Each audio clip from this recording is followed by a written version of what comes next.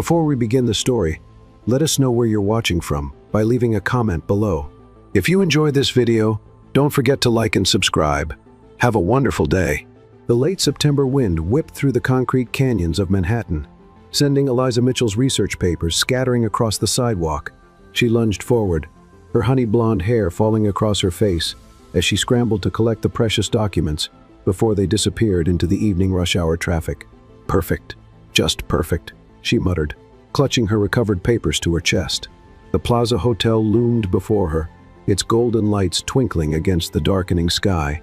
Inside those walls tomorrow morning, she would present her groundbreaking research on cellular regeneration to some of the most prestigious names in biological science.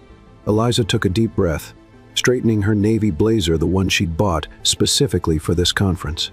At 26, she was the youngest presenter at the International Symposium on Molecular Biology, and the butterflies in her stomach reminded her of this fact every few minutes. The hotel's revolving door spun her into a world of marble floors and crystal chandeliers. The lobby bustled with conference attendees, their name badges catching the light as they moved through the space. Eliza felt instantly out of place, like a sparrow among peacocks. Got checking in? The receptionist's perfectly manicured nails clacked against her keyboard. Yes, reservation for Eliza Mitchell. After several moments of typing, the receptionist's brow furrowed. I'm showing your check-in was completed an hour ago, Miss Mitchell. That's impossible. I just got here from Boston. Room 1542. The key was already issued. Eliza's heart rate doubled. There must be some mistake. I need to get into my room. My presentation is tomorrow morning. Let me call security to escort you up. We'll sort this out immediately. The elevator ride to the 15th floor felt endless. The security guard, whose name tag read Adam, maintained a professional silence as Eliza's mind raced through worst-case scenarios. When they reached room 1542, Adam knocked firmly. No response. He used his master key, and the door swung open to reveal a sight that made Eliza's breath catch. The room was occupied, very occupied. A suit jacket worth more than her monthly salary was draped over a chair. A laptop hummed on the desk, surrounded by financial documents. The shower was running. "Wait here," Adam instructed, moving toward the bathroom. Before he could reach it, the water stopped. Moments later, a man emerged in a hotel robe, his dark hair damp, his jawline sharp enough to cut glass. His presence filled the room immediately, and Eliza found herself taking an involuntary step backward. His steel-gray eyes locked onto her, with an intensity that made her pulse quicken. "Can I help you?" His voice was deep, controlled, with an edge of authority that suggested he was used to getting answers. My reservation." Eliza clutched her papers tighter. Adam stepped forward. "Sir, there seems to be a confusion with the room assignment. Are you Mr. Edward Reed?" "I am." His response was clipped, his attention still fixed on Eliza. This room was also assigned to Miss Mitchell here. Edward's expression shifted slightly, a flicker of interest crossing his features. "The hotel's mistake, I presume?" "Yes, sir. We'll sort this out immediately. Miss Mitchell, if you'll come with me to the front desk." Eliza turned to leave, but Edward's voice stopped her. "Wait."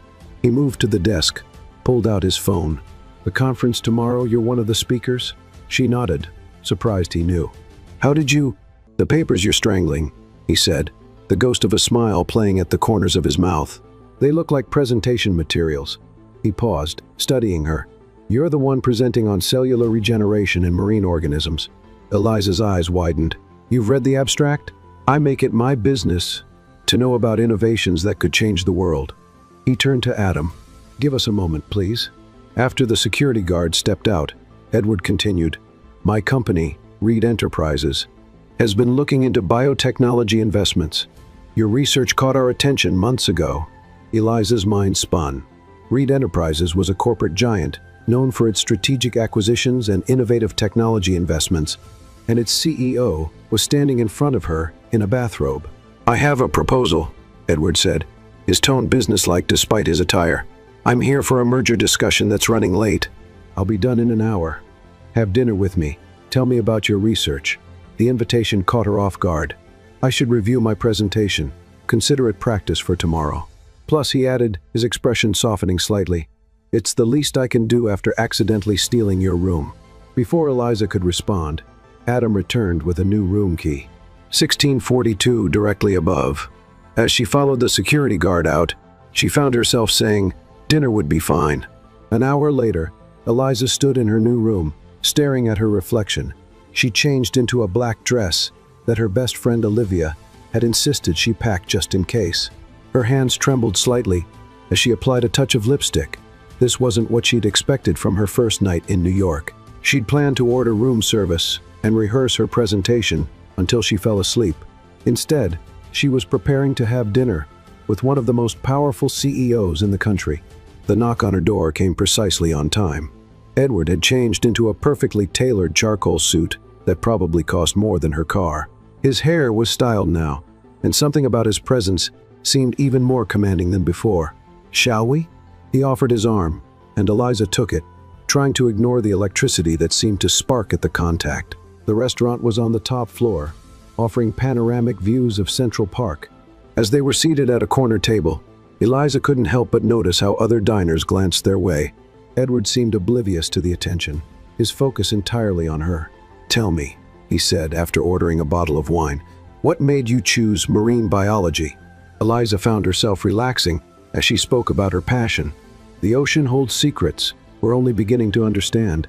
Some species can regenerate entire limbs, heal from devastating injuries. If we could unlock those mechanisms..." She caught herself starting to ramble. "So sorry, I tend to get carried away." "Don't apologize for passion," Edward replied, his eyes intense.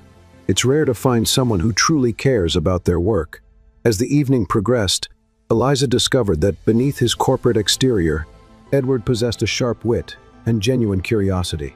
He asked insightful questions about her research, challenging her assumptions in ways that helped her see new angles. But there was something else, an undercurrent of tension, that made her breath catch whenever their eyes met. She noticed how his fingers lingered when passing her the wine list, how his gaze sometimes dropped to her lips when she spoke. By the time dessert arrived, Eliza felt slightly lightheaded, and it wasn't just from the wine. The city lights sparkled beyond the windows, and the rest of the restaurant had nearly emptied. "It's getting late," she said reluctantly.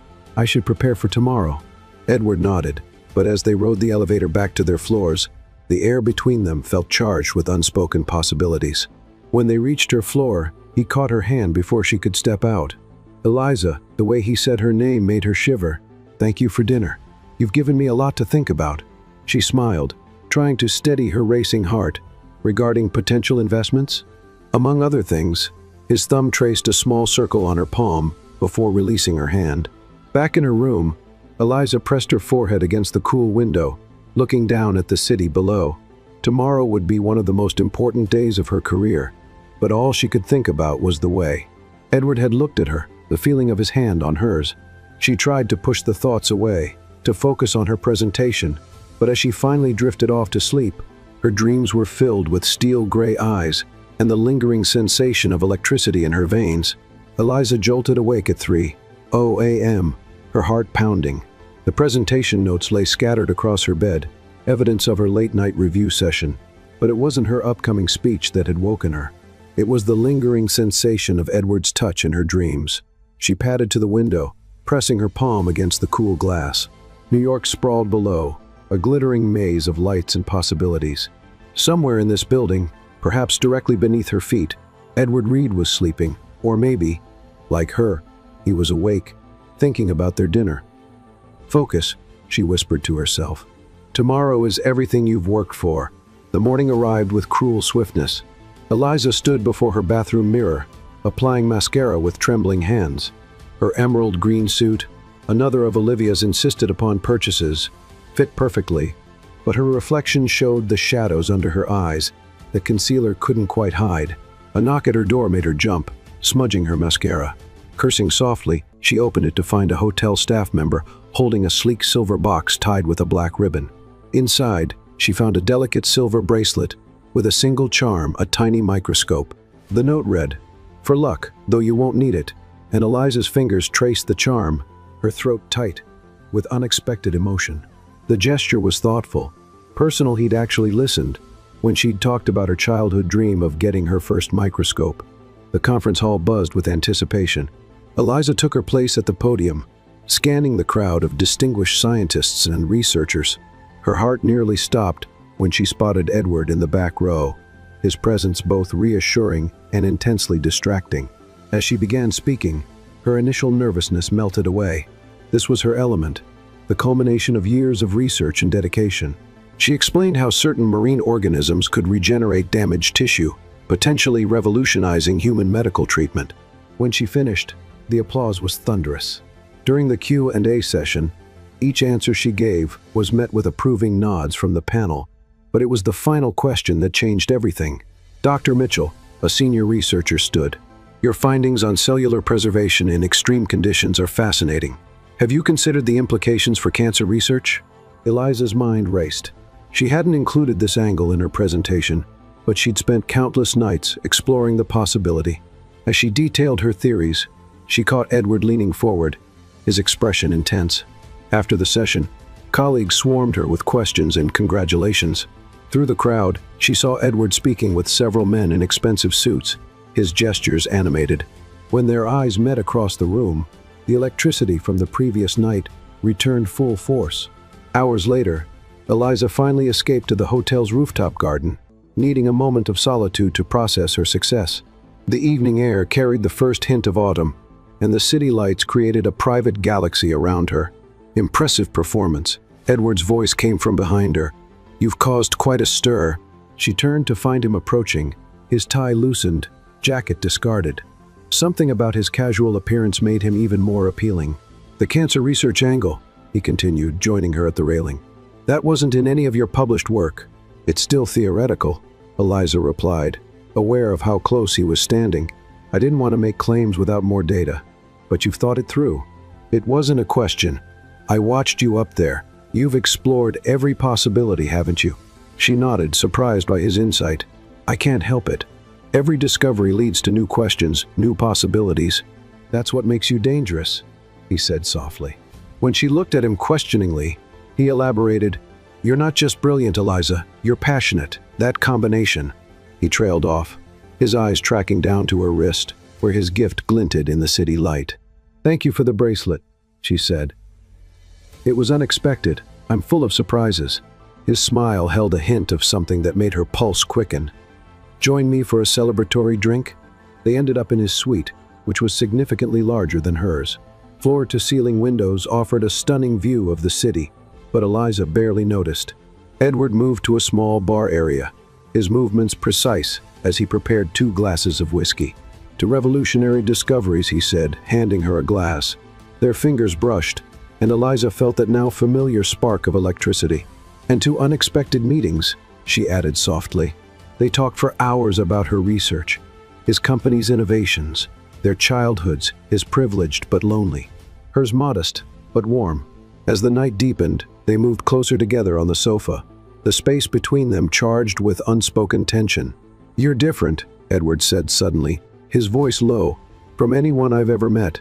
Eliza's breath caught as he reached out, tucking a strand of hair behind her ear. His touch lingered on her cheek, and she found herself leaning into it. Edward, she whispered, but whatever she was going to say was lost. As he closed the distance between them, his lips meeting hers with an intensity that made her head spin. The kiss deepened, and Eliza felt herself being drawn into a whirlwind of sensation. His hands tangled in her hair, and she gripped his shoulders, anchoring herself as the world tilted on its axis.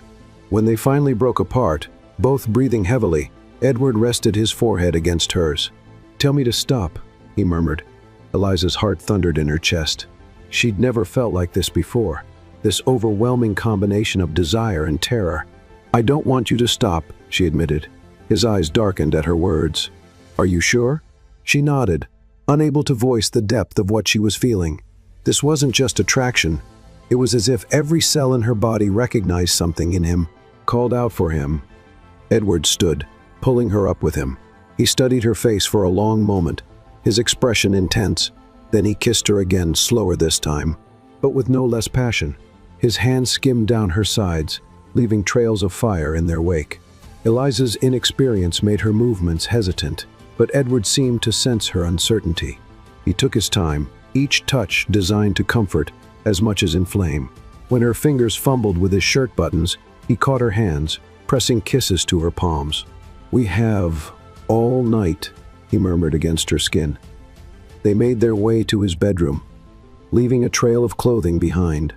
Eliza's nervousness returned as Edward laid her on the bed, but the way he looked at her like she was precious and desirable all at once chased away her fears. Later, as they lay tangled in the sheets, Eliza's head resting on Edward's chest, she felt both completely changed and utterly herself. His fingers traced patterns on her bare shoulder, and she could feel his heartbeat gradually slowing beneath her cheek. "Stay," he said quietly, just as sleep was beginning to claim her. It wasn't quite a question, but Eliza heard the vulnerability in his voice. "Okay," she whispered back, snuggling closer. The last thing she registered before drifting off was Edward pulling her tighter against him, as if afraid she might disappear. In that moment, wrapped in his warmth, Eliza couldn't imagine being anywhere else. What she couldn't know, was that this night would change both their lives in ways neither could predict. As the city pulsed with life below them, the seeds of their future were already taking root, waiting to bloom into something neither of them had ever expected. Eliza woke to sunlight streaming through floor-to-ceiling windows and an empty bed. The sheets beside her were cold, suggesting Edward had been gone for some time. Her heart sank even as she tried to tell herself this was expected. What had she thought would happen? That one magical night would transform a powerful CEO into a romantic? A folded note on the bedside table caught her attention. Her name was written in strong, precise handwriting. "Eliza, emergency board meeting called at 5:00 a.m. Didn't want to wake you. Last night was unexpected and extraordinary. Edward, brief, professional." Eliza wasn't sure what she'd hoped for, but something inside her deflated. She gathered her clothes, trying to ignore the slight soreness that reminded her of everything that had happened just hours before.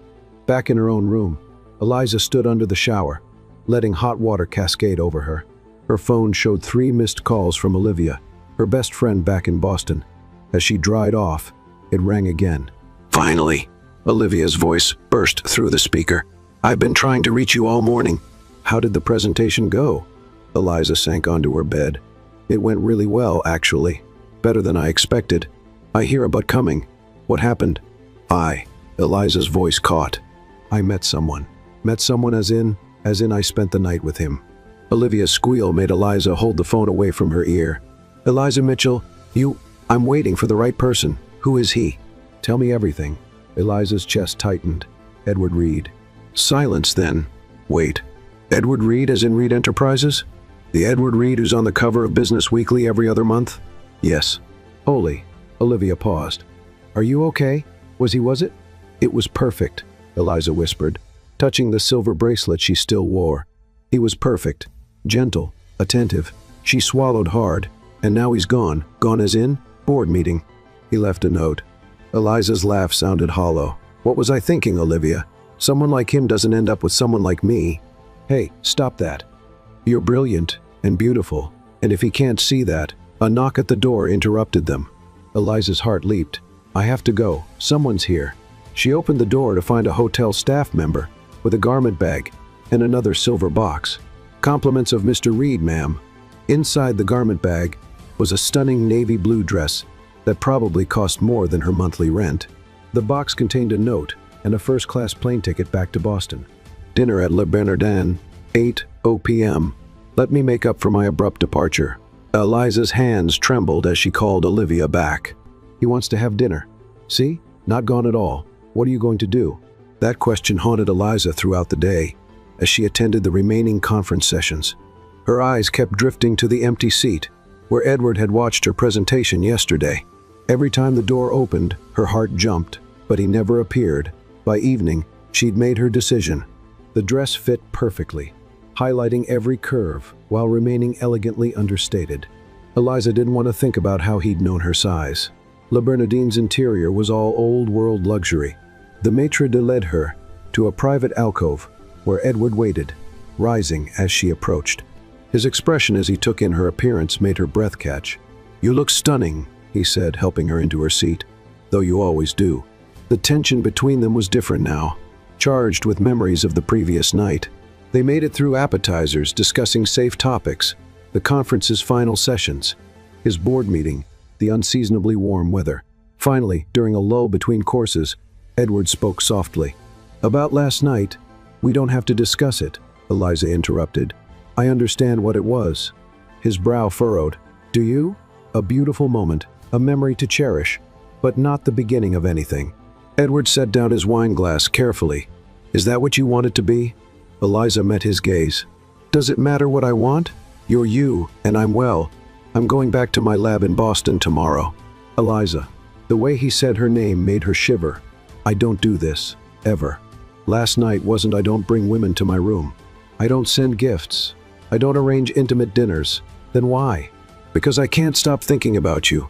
His intensity pinned her in place. "Your brilliance, your passion, the way you see the world, the way you felt in my arms." Eliza's heart thundered. "Edward, I have to go to Tokyo tomorrow. Crucial merger negotiations. I'll be there for at least 6 weeks."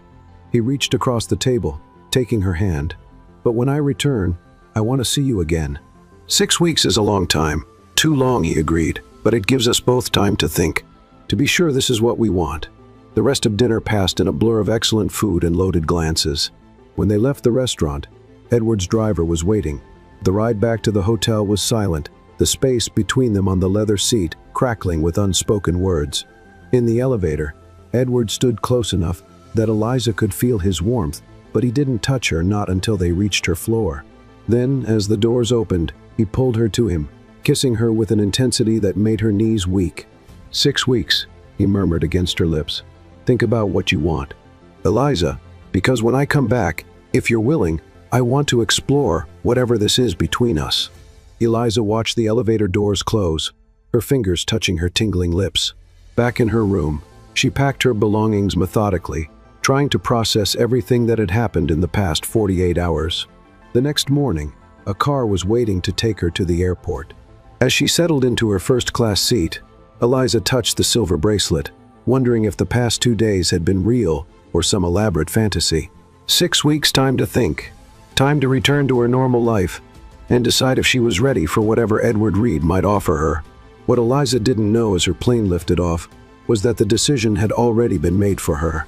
In her body, cells were already dividing, multiplying, creating new life. The consequences of that one passionate night would become apparent long before Edward's return from Tokyo, changing both their lives forever. Back in Boston, Eliza threw herself into her research, trying to ignore the way her heart jumped every time her phone buzzed. Edward sent occasional messages, brief but thoughtful. A question about her research, a photo of Tokyo at sunset. Each one made her miss him more, even as she tried to convince herself that their connection couldn't possibly be as strong as it had felt. But as October turned to November, Eliza began to notice subtle changes. Fatigue that coffee couldn't cure, nausea that struck at odd hours. Her periods had always been irregular due to stress, so she didn't immediately realize she was late.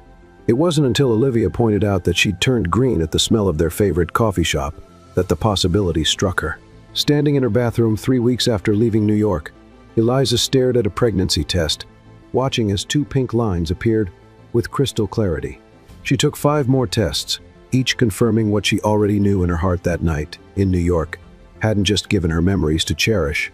It had created something far more permanent. Eliza sat on her bathroom floor, her hand pressed to her still flat stomach as reality crashed over her. She was pregnant with Edward Reed's child, and he was still in Tokyo, unaware that their lives were about to change forever. Twins, Dr. Catherine Bennett's voice seemed to echo in the small examination room. "Do you see here?" She pointed to the ultrasound screen, where 2 distinct shapes were clearly visible. Both appeared to be developing normally. Eliza gripped the edges of the examination table, her knuckles white. One baby had been overwhelming enough to process, but twins? Her mind spun with the implications. "I'm prescribing prenatal vitamins," Dr. Bennett continued, her kind eyes studying Eliza's pale face.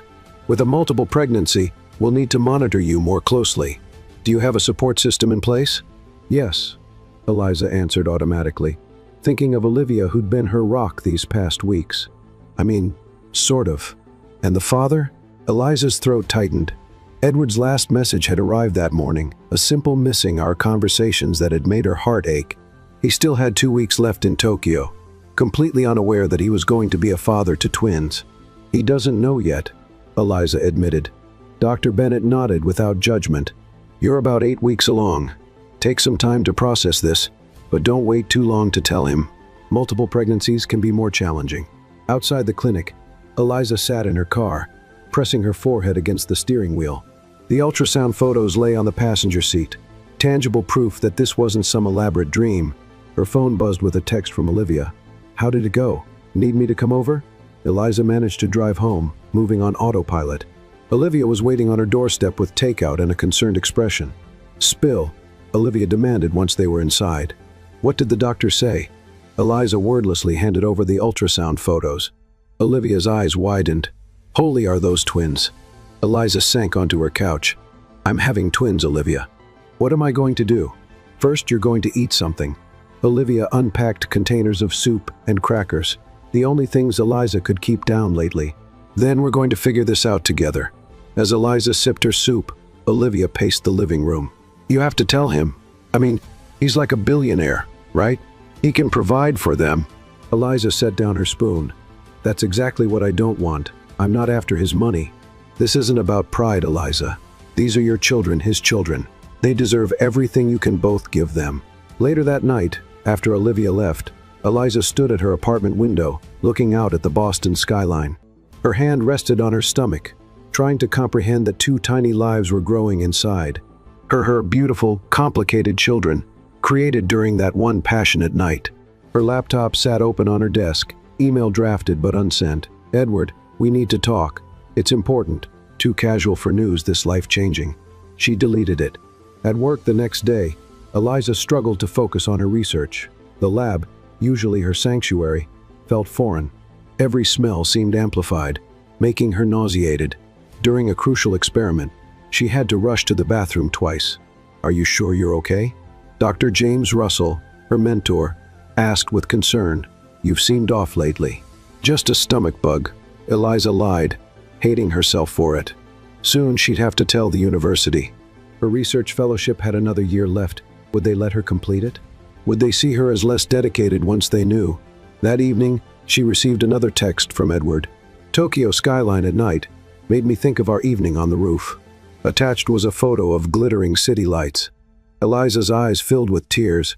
How could something so beautiful have led to such complicated consequences? She spent the weekend drafting and deleting messages. Each attempt felt wrong. Remember our night together? Well, surprise. Too flippant. I need to inform you of something regarding our encounter too formal. I'm pregnant with your twins and terrified too vulnerable. On Monday morning, Eliza woke to intense nausea. As she knelt on her bathroom floor, her body heaving, the reality of her situation hit her full force. She couldn't handle this alone anymore. She needed to tell him. Her hands shaking, she picked up her phone and dialed the number he'd given her before leaving for Tokyo. It was evening there. Would he even answer? 1 ring, 2, 3. Eliza? Edward's voice, surprised but pleased, sent shivers down her spine. This is unexpected. I'm sorry to call without warning, she began, her heart pounding. Are you alone? A pause. She heard movement, a door closing. I am now.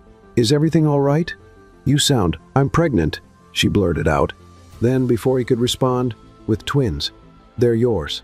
I just found out about the twins part, but I've known about the pregnancy for a week, and I've been trying to figure out how to tell you. And I understand if you don't want... Eliza, his voice cut through her rambling. Take a breath. She did, realizing she was crying. The line was so quiet she could hear his breathing. Are you sure? He finally asked, his voice carefully controlled. Yes, I have ultrasound photos. 8 weeks. The timing. There hasn't been anyone else. Ever. Another long pause. Eliza's heart felt like it might burst from her chest. I'm booking a flight back, Edward said, his tone shifting to something she couldn't read. We need to discuss this in person, but your merger can wait. This is more important. He paused again. Are you and the baby's healthy? The concern in his voice made fresh tears fall. Yes, everything looks good so far. Good. He took an audible breath. I'll have my assistant arrange everything. Expect a call within the hour. Edward, Eliza whispered. I'm not telling you this to trap you or demand anything. I just thought you should know. I know. His voice softened slightly. We'll figure this out together, Eliza. I promise. After they hung up, Eliza sat on her bed, trembling. In less than 24 hours, she would face Edward again, the man who'd given her an unforgettable night, who'd sparked something in her soul, who was now inextricably linked to her future through the tiny lives growing inside her. Her phone buzzed. Edward's assistant, efficient as promised.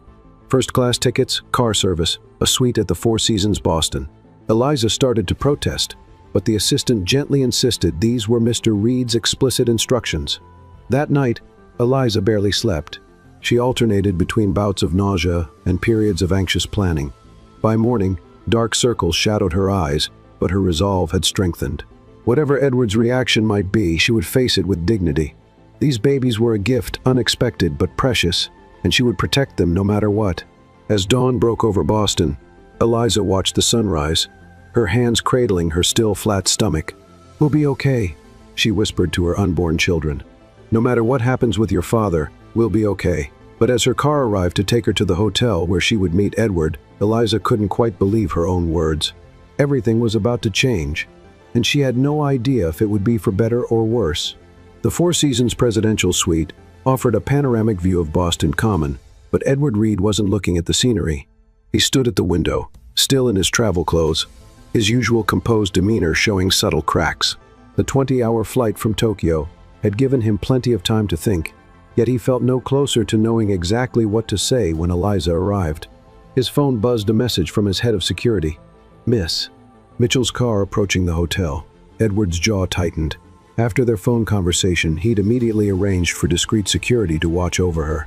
The thought of her carrying his children, vulnerable and alone these past weeks, had sparked an unfamiliar protective instinct. The soft knock at the door made him turn sharply. Eliza stood in the doorway, looking both familiar and somehow different. Her honey blonde hair was pulled back in a simple ponytail, her face makeup free and slightly pale. She wore a loose-fitting blouse that revealed no hint of her condition, but Edward found his eyes drawn to her midsection anyway.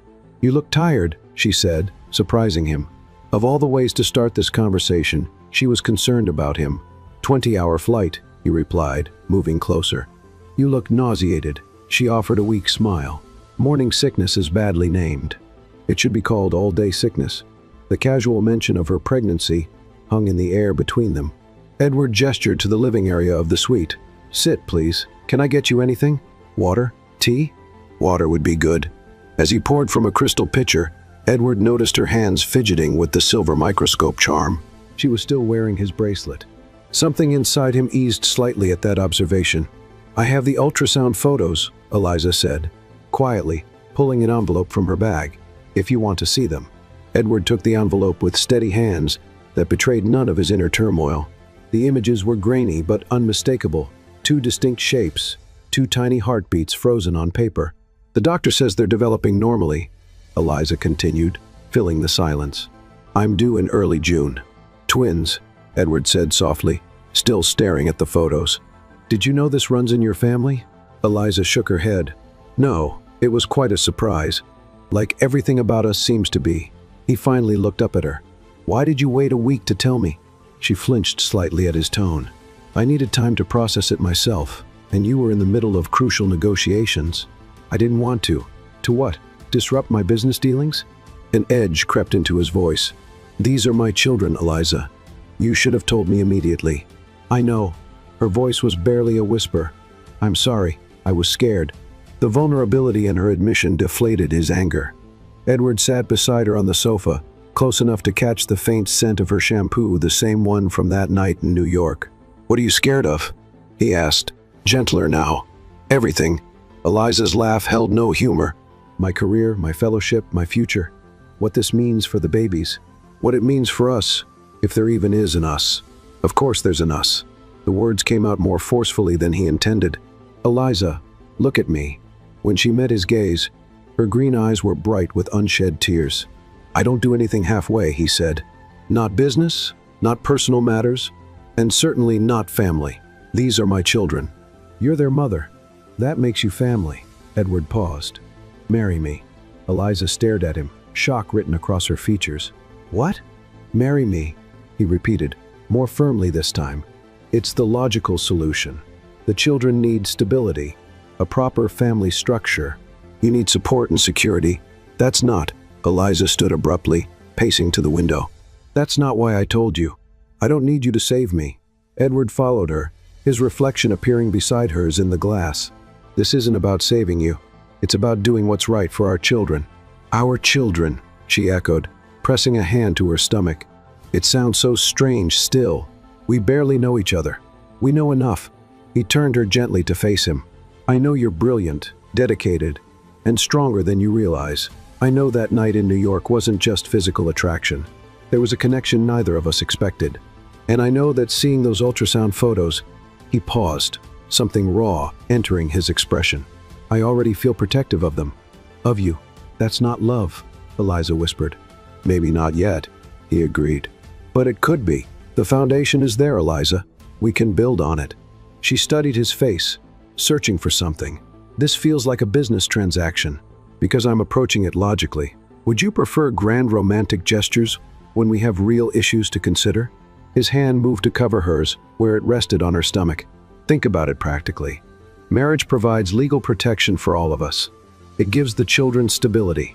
It allows me to take care of you properly during the pregnancy without raising questions or speculation. And what about after? What kind of marriage would it be? Edward's expression softened. Whatever we make of it. I'm not proposing a cold arrangement, Eliza. I'm suggesting we give ourselves time to let these feelings develop naturally, while ensuring our children have the best possible start in life. Eliza's free hand came up to touch his chest, right over his heart. The great Edward Reed, planning a future he can't control. I always have contingency plans. His lips quirked slightly. But you've already disrupted every plan I had. Maybe that's not a bad thing. She was quiet for a long moment, her hand still pressed to his chest. If and this is a big if I agree. I have conditions. Name them. I keep my work. My research is important to me.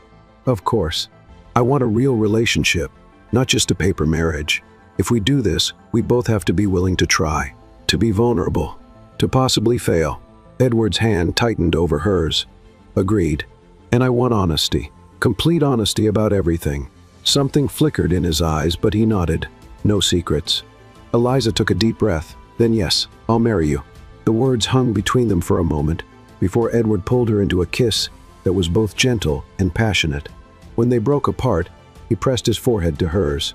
I know this isn't conventional, he murmured, but I promise you won't regret it. Later that evening, as they sat discussing practical arrangements over room service, the only food, Eliza could stomach Edward's phone buzzed repeatedly with messages about the Tokyo merger. You should go back, Eliza said, watching him ignore another call. The merger is important.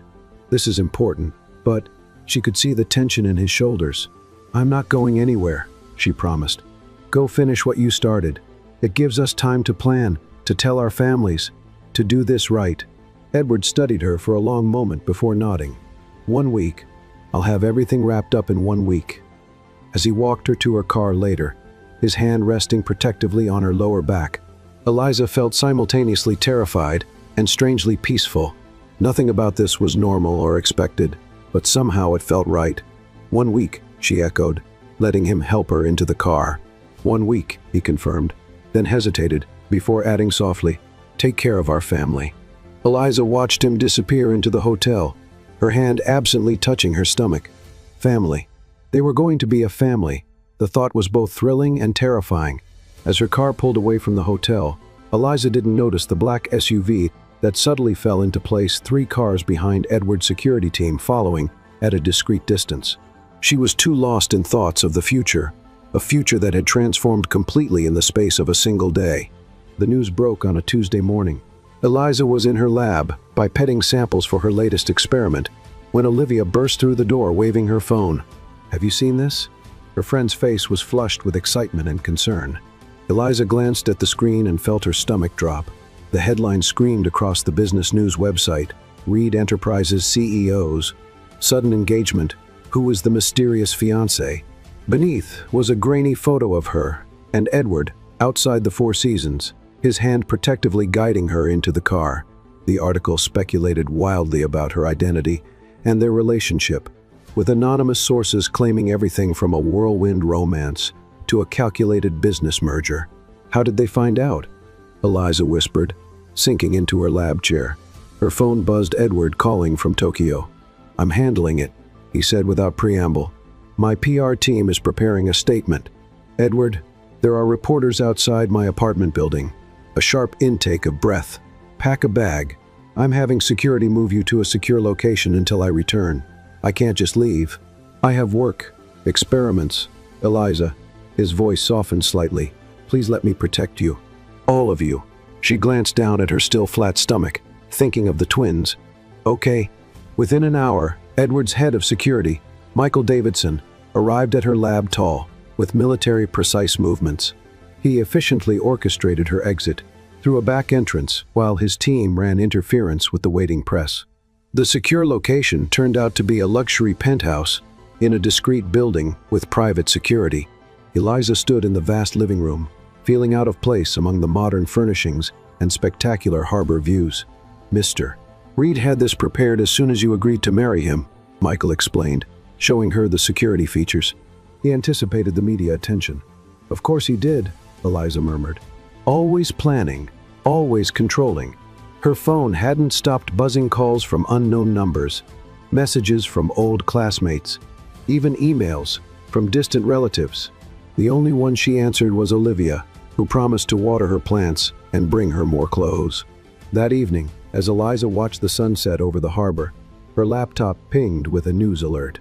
Edward's PR team had released their statement. Edward Reed and Dr. Eliza Mitchell are pleased to confirm their engagement.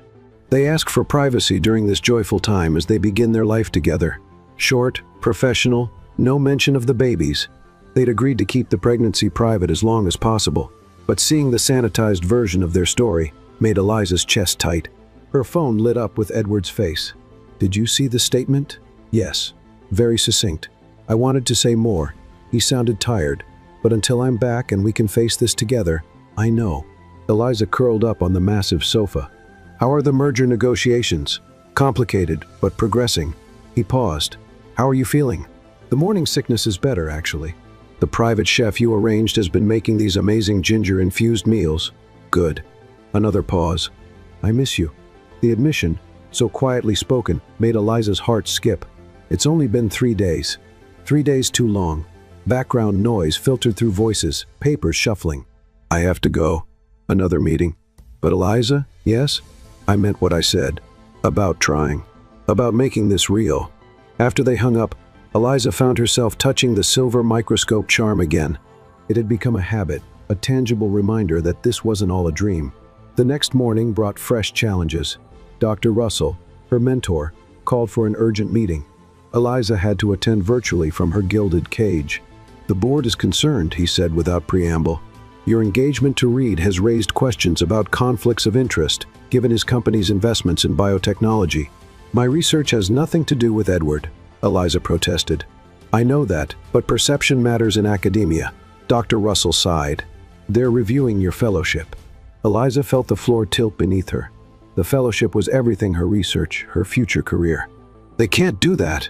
I'm fighting for you. Your work is groundbreaking." "But Eliza," he hesitated, "the timing of this engagement, it seems sudden. Are you asking if I'm marrying Edward for research funding? Are you?" The question stung, especially coming from her mentor. "No. I'm marrying him because—" She stopped, unable to explain the complex truth. Because it's right," she finished lamely. "For both of us." After the call, Eliza paced the penthouse, feeling trapped. She understood Edward's need to protect her, but this gilded isolation was suffocating. She needed her lab, her work, her normal life. Her phone buzzed with a text from an unknown number. "The truth about Reed's fiancée, exclusive interview, 6 figures. Your story, your words." Eliza blocked the number, but others followed. Journalists had somehow gotten her private contact information. Each offer was more tempting than the last, especially with her fellowship in jeopardy. That night, unable to sleep, Eliza found herself in the penthouse home office. Edward's presence lingered here, everything precisely arranged, power barely contained. On the desk, she noticed a folder she hadn't seen before. Inside was a prenuptial agreement, clearly prepared in advance. Eliza's hands trembled as she read through it. The terms were generous, almost extravagantly so, but seeing their relationship reduced to legal clauses made her feel hollow. Her phone lit up. Edward, I was going to discuss the prenup when I returned, he said when she told him what she'd found. I wanted to do it in person. It's fine. I understand. It's practical. Eliza, she could hear the strain in his voice. Don't shut down on me. Talk to me. They're reviewing my fellowship, she burst out. Because of you. Because of us. Everything I've worked for, I'll handle it. No. The word came out sharper than intended. That's exactly what they're worried about, your influence, your money. I need to handle this myself. Silence stretched between them. Finally, Edward spoke softly. Tell me what you need. I need, Eliza's voice caught. I need to know this isn't a mistake. That we're not rushing into something that will destroy both our lives. Do you want to end it? No. The answer came instantly, surprising her with its certainty. No, I don't. Despite everything, when I think about facing all this without you, then we'll figure it out together. His voice strengthened. One more day of negotiations, then I'm coming home. Home. The word echoed in Eliza's mind long after they hung up. Home had always been her tiny apartment, her lab, her ordered world of research and discovery. Now home was becoming something else, something tied to a man who both thrilled and terrified her, and the tiny lives they'd created together. Eliza rested her hand on her stomach, feeling the slight swell that was just beginning to show. What do you think, little ones? She whispered. Are we doing the right thing? No answer came, of course, but as she watched the city lights twinkle beyond the windows, Eliza felt a strange peace settle over her. Nothing about this was simple or easy, but then again, the most important things in life rarely were. Edward's private jet landed at Logan International Airport at midnight. Eliza watched from the window of his Bentley as the plane taxied to a stop, her heart racing. After a week of phone calls and texts, of navigating press scrutiny and professional challenges alone, he was finally back. The car's interior felt charged with tension as Edward slid in beside her. He looked exhausted, his usual impeccable appearance showing signs of strain, but his eyes were alert as they fixed on her. You're showing, he said softly, his gaze dropping to where her loose sweater couldn't quite hide her small bump. Eliza's hand automatically went to her stomach, just barely. The doctor says it's normal to show earlier with twins. Instead of responding, Edward reached out and covered her hand with his. The simple gesture felt more intimate than any phone conversation they'd had over the past week. The merger? She asked, trying to steady her racing pulse. Completed. His thumb traced circles on her hand successfully. But that's not what I want to talk about. The car moved smoothly through Boston's empty streets. Eliza had expected to return to the penthouse, but they turned toward the waterfront instead. Where are we going? Home, Edward said simply. The car pulled up to one of Boston's most prestigious residential buildings. Eliza had passed it many times, admiring its classic architecture and spectacular harbor views. Now, as they rode the private elevator to the top floor, she realized this was to be her new reality. The penthouse apartment sprawled over 2 floors, all gleaming hardwood and floor-to-ceiling windows. But what caught Eliza's attention were the subtle signs of preparation: fresh flowers in her favorite colors. A fully equipped home office with specialized ventilation for basic lab work, and a room clearly intended as a nursery, though currently empty. When did you do all this? While I was in Tokyo. Edward moved behind her, his hands resting lightly on her shoulders. I had the building bought and renovated. Security is state-of-the-art, and there's a private entrance through the garage. Eliza turned to face him. You bought an entire building? It was necessary. His expression was earnest. The penthouse you were staying in was temporary. We needed something permanent, something secure. Edward, Eliza stepped back, needing space to think. This is overwhelming. Too much. Yes, no. I don't know. She ran a hand through her hair. Everything's happening so fast. The press, the fellowship review, and now this. Edward's jaw tightened. About the fellowship. I made some calls. You what? Eliza's voice sharpened. After I specifically asked you not to interfere? I didn't interfere directly. I simply had my legal team review the university's bylaws regarding conflicts of interest. He moved to the kitchen, loosening his tie. There's no legal basis for revoking your fellowship. That's not the point. Eliza followed him, anger building. I need to handle this myself. My work, my reputation, they have to stand on their own merits. Edward poured himself a drink, his movements precise. Your work does stand on its own merits, but you're not just Dr. Mitchell anymore. You're going to be Miss S. Reed. That comes with certain complications and certain advantages. Eliza's laugh was bitter. Is that what you think? I want to use your name? Your influence? Of course not. He set down his glass harder than necessary. I think you're brilliant and capable, but you're also carrying my children, and that makes your well-being my responsibility. Your responsibility? Eliza repeated slowly. Is that what this is? A responsibility? Edward moved toward her, but Eliza held up a hand to stop him. Don't. Just don't. She walked to the windows, looking out at the harbor lights. The view was beautiful, but all she could think about was how far removed this was from her simple apartment, her independent life. I had another offer today, she said quietly. From a journalist. 7 figures this time for an exclusive about our relationship. She heard Edward's sharp intake of breath. Eliza, the first didn't take it, obviously. She turned back to him. But do you know what tempted me? Not the money. The chance to tell my own story in my own words. Because right now, everyone's telling it for me. The gold digger scientist, the calculated social climber, the mysterious woman who trapped Boston's most eligible bachelor. Edward's expression softened. What is our story, Eliza? In your words? The question caught her off guard. She looked at him, really looked at him. Despite his exhaustion, he was still breathtakingly handsome, still the man who'd drawn her in. With his intensity, his intelligence, his hidden depths. We're 2 people, she said slowly, who had one perfect night, who created something unexpected and beautiful, who are trying to do the right thing, even if we're not sure what that is. Edward crossed the room to her, and this time she didn't stop him. His hands framed her face, gentle but sure. Here's my version, he said softly. You walked into the wrong hotel room and into my life. You challenged every assumption I had about relationships, about control, about love. You're carrying our children, and instead of asking for anything, you're fighting to maintain your independence. It's infuriating and admirable, and exactly why I'm falling for you. Eliza's breath caught. Falling for me? Yes. His thumbs brushed her cheeks. This isn't just responsibility, Eliza. Yes, I want to protect you, provide for you, make your life easier. But I also want to wake up next to you, debate with you, watch you change the world with your research, even if I fight you every step of the way. A smile touched his lips. Especially then. I've never wanted easy. I've wanted real. Eliza leaned into him, letting his warmth seep into her. I'm scared, she admitted. Not of you, but of losing myself in all of this. In your world. Then we'll build our own world. Edward's hand drifted to her stomach. One where you can be both Dr. Mitchell and Miss S. Reed. Where our children can be proud of both their parents. They stood there for a long moment, the city twinkling beyond the windows, their breathing synchronizing. Finally, Eliza spoke. The nursery needs 2 cribs. Edward's laugh rumbled through his chest. Already ordered, along with everything else we might need. Of course you did. Eliza smiled, despite herself.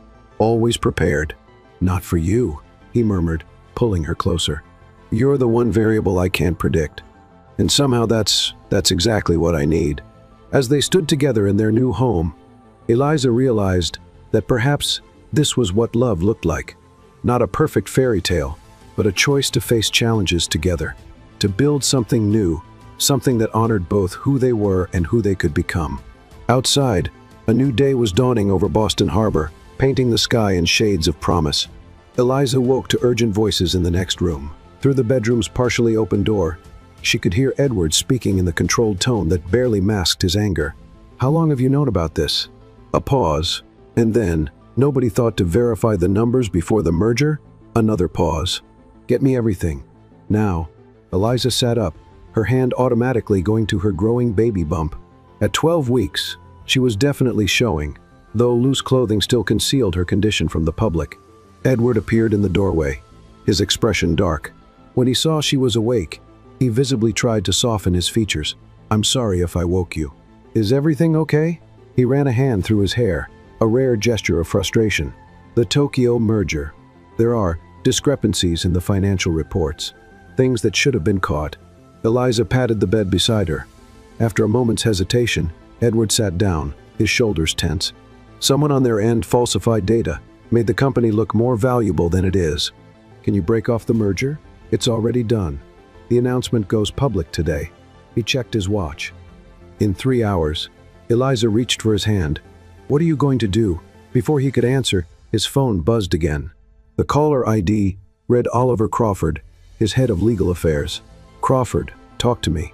Edward's grip tightened on Eliza's hand as he listened. "No, don't release the statement yet. I want to review everything first." After he hung up, Eliza studied his face. "Tell me how I can help." Edward turned to her, surprise flickering across his features. "This isn't your problem to solve. We're getting married, remember? Your problems are my problems."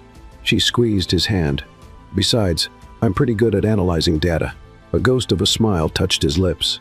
"That you are." He hesitated, then added, "But you have your own challenges to deal with. The fellowship review is tomorrow. I know, but I've prepared my defense, and worrying won't change anything." Eliza shifted closer to him. "Let me help, Edward. Let me be part of your world, like you're becoming part of mine." Something in his expression shifted, softened. He pulled out his tablet, pulling up a complex series of financial reports. "Look at these numbers. Tell me what you see." Eliza spent the next hour analyzing the data, her scientific training helping her spot patterns that others might miss. Edward watched her work, occasionally answering questions or providing context. "Here," she said, finally pointing to a series of transactions. "These patterns don't make sense, unless they're covering something up." Edward's expression hardened again. "The question is, who knew?" Eliza bit her lip. "You think someone inside Reed Enterprises was involved? The timing is too perfect." He stood, pacing to the window. "The merger, our engagement, hitting the news, someone's trying to take advantage of the chaos. Or create more of it," Eliza said quietly. Edward turned to her sharply. "What do you mean? Think about it. The press finding out about our engagement so quickly, the sudden fellowship review, and now this. It feels coordinated." Before Edward could respond, his phone rang again. The screen showed Benjamin Nash, his chief financial officer. "Nash," Edward's voice was clipped. "What have you found?" Eliza watched Edward's face darken as he listened. When he hung up, his hands were clenched into fists. "Richard Knox," he said, naming his main competitor in the merger. "He's been working with someone inside my company. They're trying to force a stock crash when the merger announcement hits. Can you prove it?" "Not yet. But..." His phone buzzed with a text. As he read it, all color drained from his face. "Edward, what is it?" He handed her the phone. The message was from an unknown number, accompanied by a photo of Eliza entering her doctor's office the previous week. The text read, "Congratulations on the babies. Twins, right?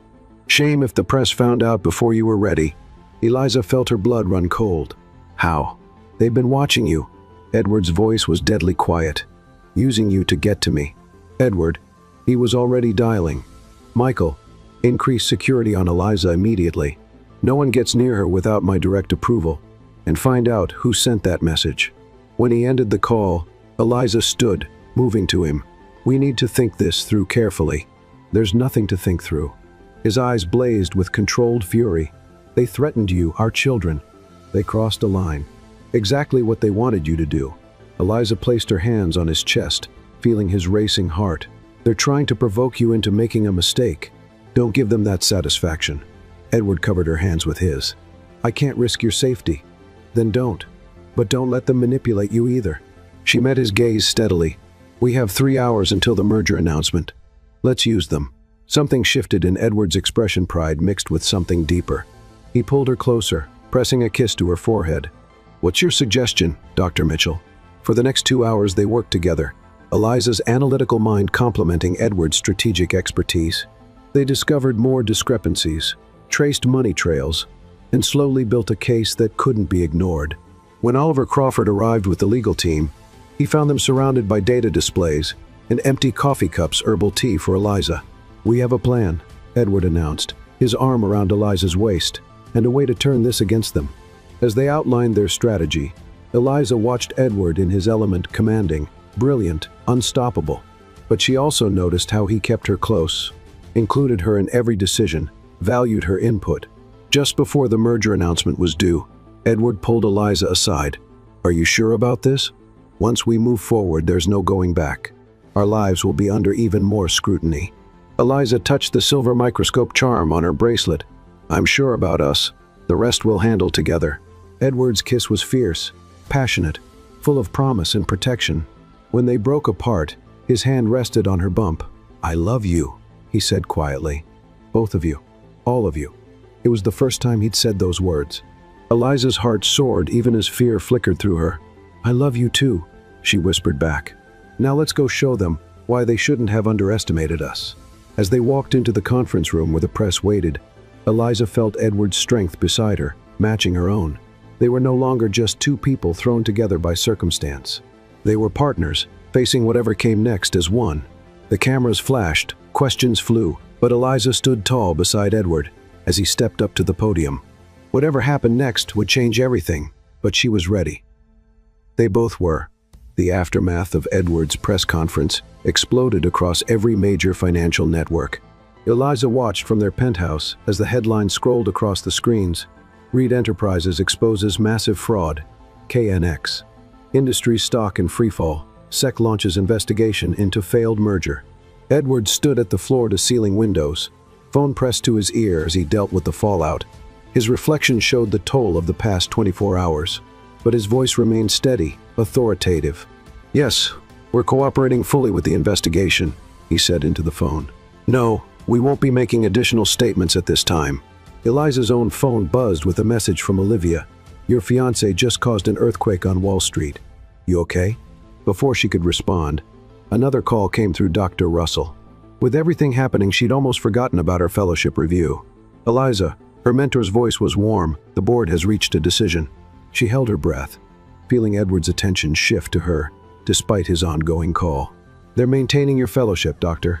Russell continued, with some additional oversight protocols in place, but essentially unchanged. Relief flooded through her. What changed their minds? "Your work speaks for itself." "And," he paused, "your handling of the press conference today was impressive. You showed integrity under pressure. That matters in academia as much as in business." After she hung up, Edward ended his own call and moved to her side. "Good news?" Eliza nodded, leaning into him. "The fellowship is safe, though I'm not sure how much lab work I'll get done with all this chaos." About that, Edward's arm tightened around her. "Knox's people are already trying to spin this. They're going to come after us personally next. Let them try." Eliza's voice was fierce. "We have nothing to hide." Edward turned her to face him. "Eliza, they know about the twins. It's only a matter of time before." A breaking news alert cut him off. On the screen, Richard Knox stood at his own podium, his expression grave. "While we investigate these baseless allegations," Knox was saying, "we must question the timing. Mr. Reed's sudden engagement to a young scientist, followed by these attacks on our company's integrity, one might wonder about his true motivations." Eliza felt Edward tense beside her. Knox continued, his voice dripping with fake concern. "Is this merger sabotage perhaps to distract from more personal matters? Our sources suggest congratulations may be in order for more than just an engagement." Edward's phone erupted with calls. Eliza's email inbox began flooding with press inquiries. Their secret was out. "I'm so sorry," Edward began, but Eliza stopped him with a kiss. "No apologies," she said firmly. "We knew this might happen. Now we face it together." His expression softened as he touched her visible bump. "Together," he agreed, then with a hint of his usual confidence, "and Knox won't know what hit him." They spent the next hours in Edward's home office, working with his PR team to craft their response. Eliza insisted on being part of every decision, refusing to be sidelined. "We control the narrative," she said, pacing the office. "We show them that we're not ashamed or hiding anything." Edward watched her with a mixture of pride and concern. "You understand what this means? Your privacy, your work." "My work stands on its own merits," Eliza replied.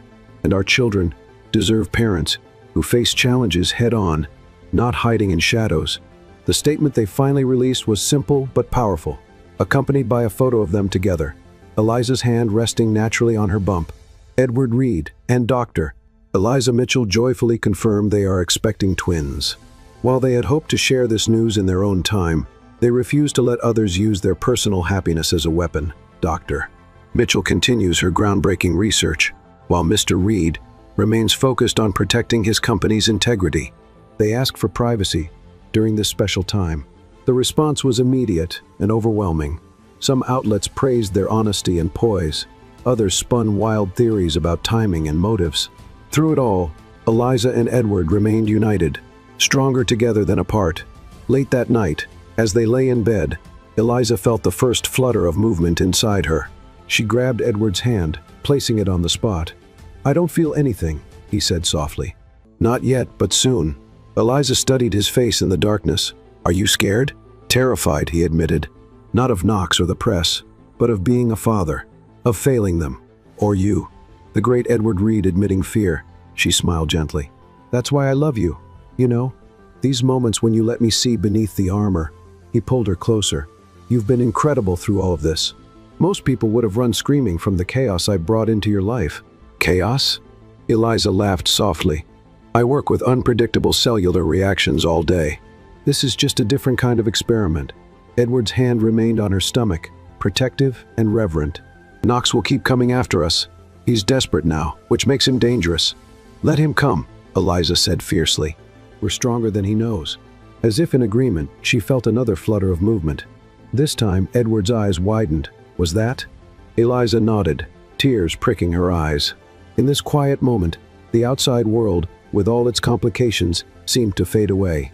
They were just a family, experiencing one of life's small miracles together. "I had my doubts," Edward said suddenly.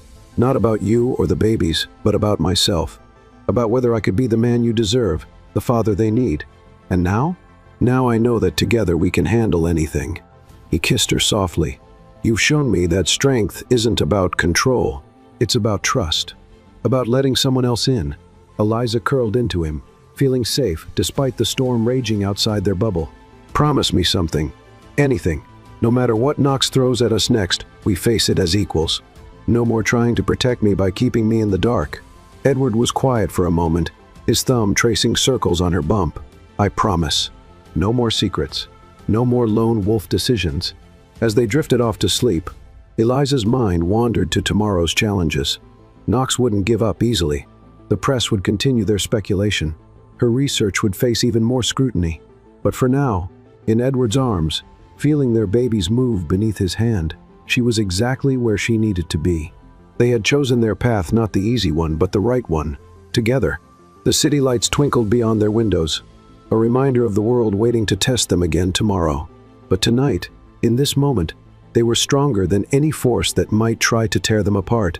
The flash drive arrived in an unmarked envelope, delivered to Eliza's lab by courier. Inside was a simple note. "Your fiancé isn't who you think he is, a friend." Eliza stared at the small device, her protective instincts warring with curiosity. At 16 weeks pregnant, her maternal instincts had become a constant presence, making her question everything that might affect their family. She called Edward. "Don't plug it in," he said immediately. "Our tech team needs to check it for malware first. It's from Knox, isn't it?" A heavy pause. "Probably. He's getting desperate. The second investigation is closing in."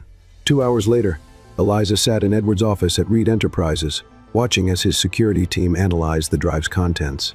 Edward stood behind her chair, his presence both protective and tense. "It's clean," the head technician announced. "But there's only one file of video." Edward's hands tightened on Eliza's shoulders. "Play it." The screen flickered to life, showing a younger Edward in what appeared to be a boardroom. The timestamp showed a date from 8 years ago. He was speaking to someone off camera, his voice cold and calculated. "The company's worthless now," young Edward was saying. "Their CEO's death was unfortunate, but it gives us the perfect opportunity.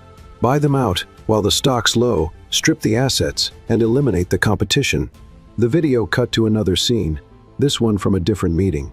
"Their employees? Not our concern. Business isn't about sentimentality." Eliza felt Edward's grip become almost painful. She reached up, covering his hand with hers. "Enough," he said roughly. The technician stopped the playback. When they were alone, Eliza turned to face him. "Talk to me." Edward moved to the window, his back rigid. "That was from the Anderson Tech acquisition, one of my first major deals as CEO. Knox was involved. He wanted Anderson Tech, too." Edward's reflection showed a flash of old pain. "The CEO, William Anderson, was a mentor to both of us. When he died suddenly of a heart attack, you took advantage of the situation," Eliza finished quietly. "I was different then." He turned to face her, ruthless, focused only on winning, on proving myself worthy of my father's legacy. "What happened to the company?" I did exactly what I said in that video. Bought it cheap, sold off the valuable parts, laid off most of the employees. His laugh was bitter. Knox is trying to show you who I really am. Eliza stood, moving to him despite her aching back. No, he's showing me who you were. Is there a difference? Yes. She took his face in her hands, forcing him to meet her eyes. The man in that video wouldn't have flown back from Tokyo for me, wouldn't have supported my career while protecting our family, wouldn't be agonizing over past mistakes. Before Edward could respond, his phone buzzed. The caller ID showed Oliver Crawford. Knox has gone public, Crawford said without preamble. He's released edited portions of the video to every major news outlet. It's already trending. Eliza watched the color drain from Edward's face as Crawford continued. He's painting you as a corporate raider who hasn't changed, suggesting your relationship with Dr. Mitchell is another calculated move, acquiring her research the same way you acquired Anderson Tech. That's ridiculous, Eliza protested, but Edward's expression stopped her. After ending the call, he sank into his chair, looking more vulnerable than she'd ever seen him. Knox is right about one thing. I did notice your research before I met you. Reed Enterprises had been tracking breakthrough biotechnology projects. Your work had caught my attention. Eliza felt her heart stutter. What are you saying? That night in the hotel, our meeting wasn't entirely accidental. I'd seen your conference schedule, knew you were staying there. He met her eyes. I didn't plan what happened between us, but I had hoped to meet you to discuss potential investment opportunities. Eliza stepped back, her mind reeling. So when you recognized me in the hotel room, I already knew who you were. Edward stood, reaching for her. Eliza, please. Yes, your research initially drew my attention, but everything that happened after that was real, is real. She evaded his touch, needing space to think. What else haven't you told me? About Knox. About us. Knox blames me for William's death. The words came out in a rush. He thinks the stress of our hostile takeover attempts caused his heart attack. He's been waiting years to destroy me, and now he's using you to do it. Eliza pressed a hand to her stomach, feeling the twins move as if sensing her distress. Why didn't you tell me any of this? Because I'm ashamed of who I was. Edward's voice cracked slightly. Because I was afraid of losing you.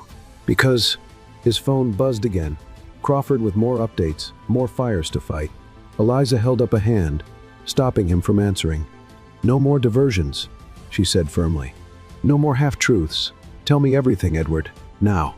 For the next hour, Edward talked about growing up under his father's impossible expectations, about competing with Knox for William Anderson's mentorship and approval, about the years of ruthless business decisions that built his empire but cost him his humanity.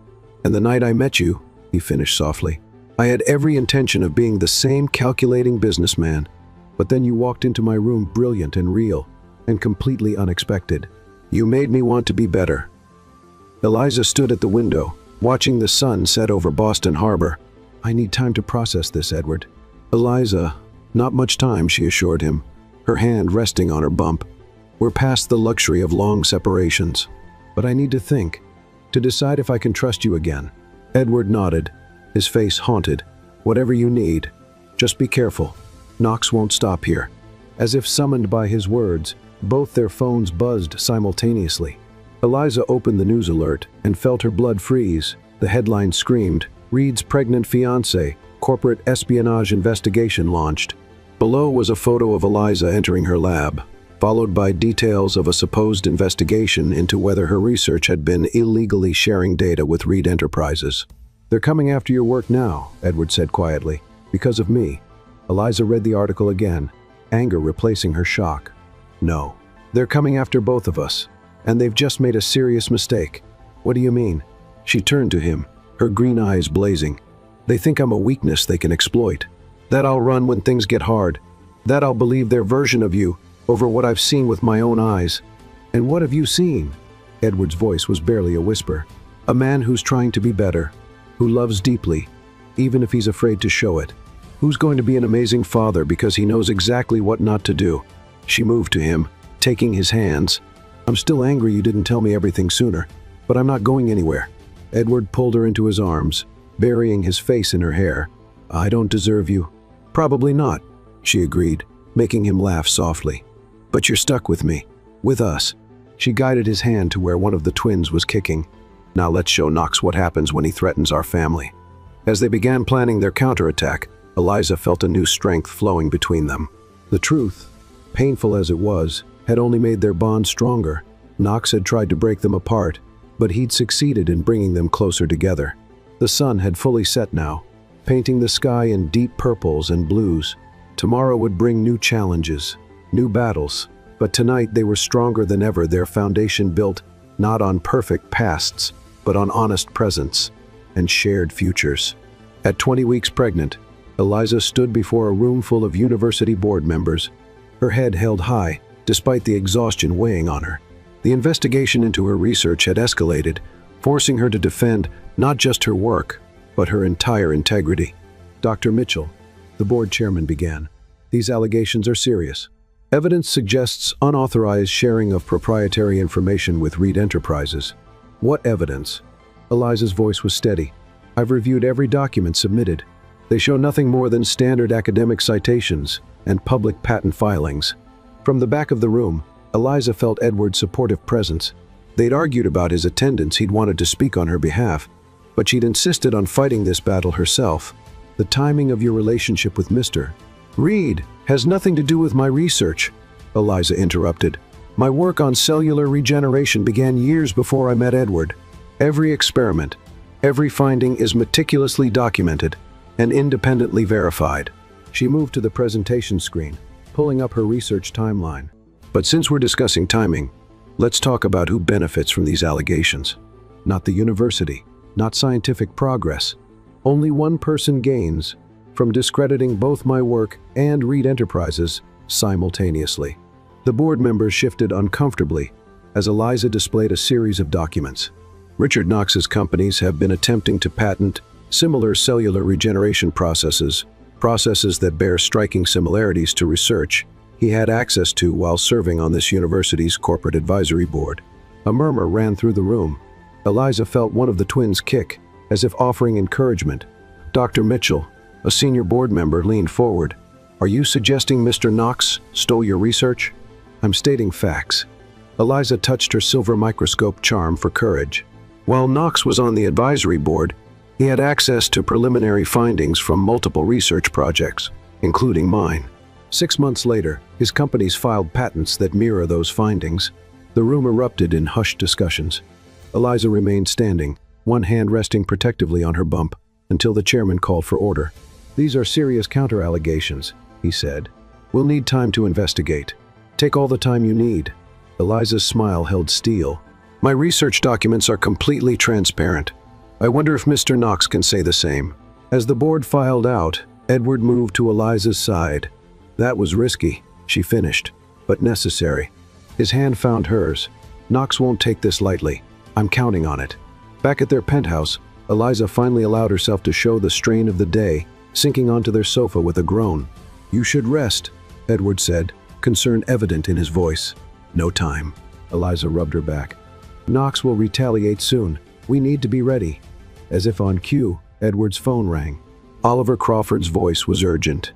Knox is calling a press conference in an hour. They watched the conference from Edward's home office. Knox stood at his podium, his usual polished appearance slightly frayed. These baseless accusations are a desperate attempt by Reed and his associate to deflect from their own misdeeds, Knox declared. I have evidence that will expose the truth about Edward Reed once and for all. Eliza felt Edward tense beside her as Knox continued. Tomorrow, I will reveal documents showing Reed's involvement in William Anderson's death. The stress of fighting our takeover attempts didn't kill William. Reed's direct actions did. The press erupted in questions, but Knox had already stepped away. Edward's face was ashen. He's bluffing, Eliza said firmly. He can't have evidence of something that didn't happen. Can't he? Edward's laugh was hollow. The night before William died, I met with him privately, threatened to expose some personal indiscretions if he didn't agree to the takeover. The stress of that meeting stopped. Eliza gripped his arm. You couldn't have known about his heart condition. Knox did. He was like a son to William. Knew his health was fragile. I didn't care enough to find out. Edward's voice broke slightly. I was so focused on winning. Eliza's phone buzzed Olivia, sending her an urgent message. Turn on the financial news now. They switched channels to find Knox being interviewed live. Reed's relationship with Dr. Mitchell follows his usual pattern, he was saying. Find someone vulnerable, exploit their weaknesses, take what he wants. I'm simply trying to protect her from his manipulation. By attacking her research, Eliza's voice shook with anger. By threatening our family, he's trying to position himself as your protector, Edward said quietly. Turn public opinion against me by playing the concerned friend while simultaneously destroying my professional credibility. Eliza stood, pacing despite her exhaustion. When he wants me to leave you, to play the victim in his narrative. Edward watched her move, his expression pained. Maybe he's right. Everyone I care about gets hurt. William, you don't. Eliza whirled to face him. Don't you dare. Don't let him win by making you doubt yourself. The man I love, the father of my children, is not the same person who met with William that night. How can you be so sure? Because that man wouldn't be torturing himself with guilt 8 years later. She moved to him, taking his face in her hands. Because I've seen you change, seen you choose love over power, truth over convenience. Edward pulled her closer, his hand spreading over her bump, where their twins moved restlessly. But I can't lose you, he whispered. Any of you. Then fight for us. Eliza's voice was fierce. Not with Knox's weapons of manipulation and deceit, but with the truth. All of it. The truth could destroy everything I've built, or it could set you free. They stayed like that for a long moment, the city lights twinkling beyond their windows, their babies moving beneath their joined hands. Finally, Edward straightened, decision settling over his features. Crawford, he said into his phone, arrange a press conference first thing tomorrow, before Knox's announcement. After he hung up, Eliza asked, what are you going to say? Everything. Edward's eyes held both fear and determination. About William, about who I was, about how you changed me. No more hiding. They'll crucify you in the press. Probably, he managed a small smile.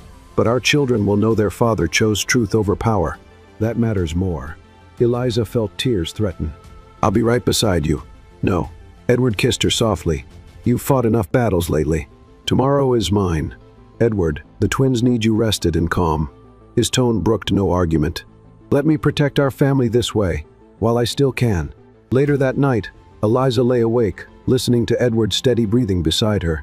Tomorrow would change everything, his reputation, their future, the world their children would be born into. Her hand found the silver microscope charm, remembering that first night in New York when everything seemed simpler.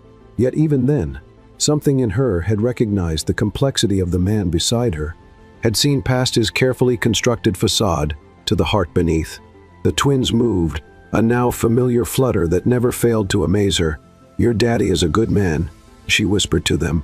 No matter what anyone says tomorrow, remember that. Edward stirred, his arm tightening around her unconsciously. Even in sleep, he was protective, loving in his own complicated way. Tomorrow would bring chaos, accusations, and possibly the end of everything Edward had built. But tonight, in the quiet darkness of their bedroom, Eliza held on to the truth she knew in her heart. Love wasn't about perfect pasts or unblemished reputations. It was about choosing to be better, fighting for what matters, and facing the future together, no matter what it might bring. The morning of Edward's press conference dawned clear and cold.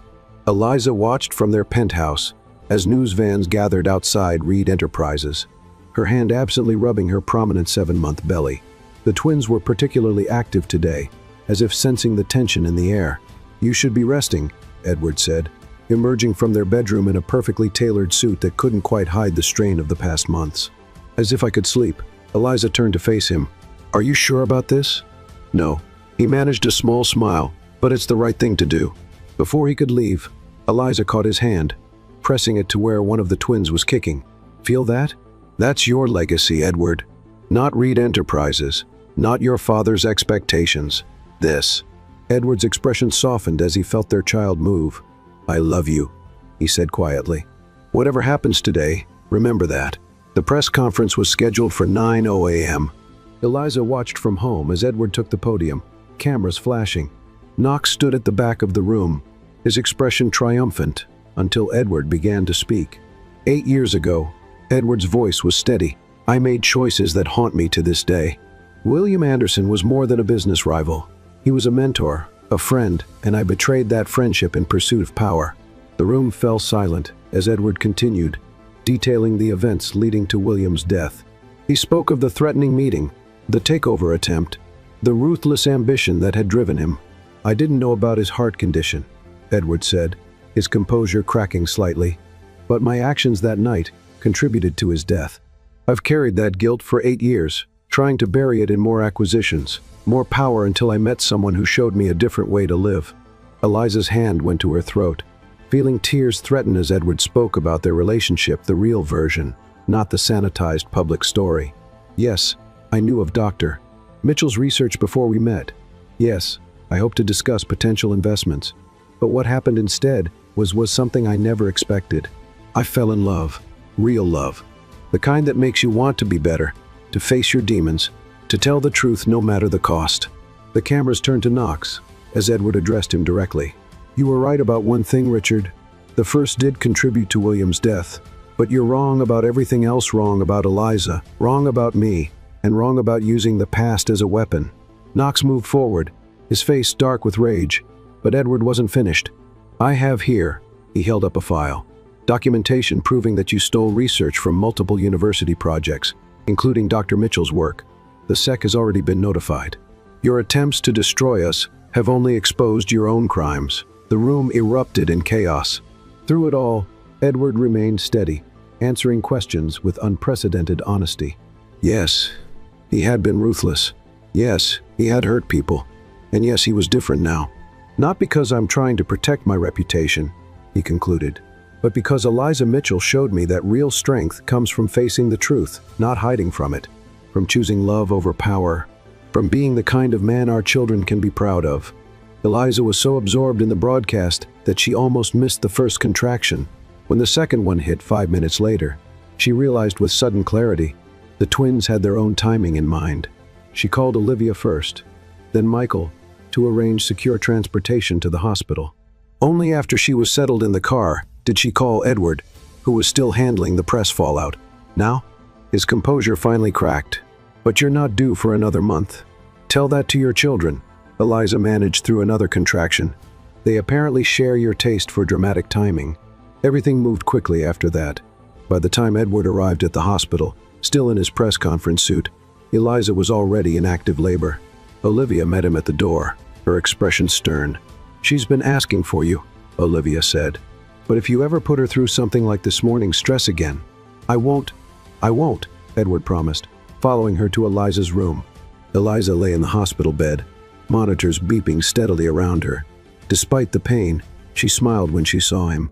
"How bad is it out there?" "Our stock is down 30%. Several board members have called for my resignation. Knox is being investigated by the SEC." Edward took her hand. "None of it matters right now." Hours passed in a blur of contractions, medical terms, and tense moments. Eliza alternated between crushing Edward's hand and demanding he tell her about the press reaction to keep her mind occupied. "One more push," the doctor finally announced. "The first baby is almost here." Their son arrived with a powerful cry, his sister following minutes later. As the twins were checked and cleaned, Edward pressed his forehead to Eliza's, both of them crying freely. "They're perfect," he whispered. "You're perfect." When they finally held their children, their daughter with Eliza's green eyes, their son with Edward's dark hair, the world outside ceased to exist. There was only this, their family, whole and complete at last. "What should we name them?" Eliza asked softly, cradling their daughter while Edward held their son. "William," Edward said quietly, "for our son, not to erase the past but to honor it, to remember that even our darkest moments can lead to light." Eliza nodded, understanding. "And for our daughter, Elena, it means light." William and Elena Reed. Edward sat carefully on the bed beside her. "Our new legacy." Days later, they brought the twins home to a world that had shifted on its axis. Reed Enterprises was restructuring, with Edward stepping down as CEO to take a chairman position that would allow more time with his family. The university board had cleared Eliza of all allegations and offered her a permanent research position with unprecedented independence. Knox had been arrested, his theft of intellectual property exposing a pattern of corporate espionage that spanned years.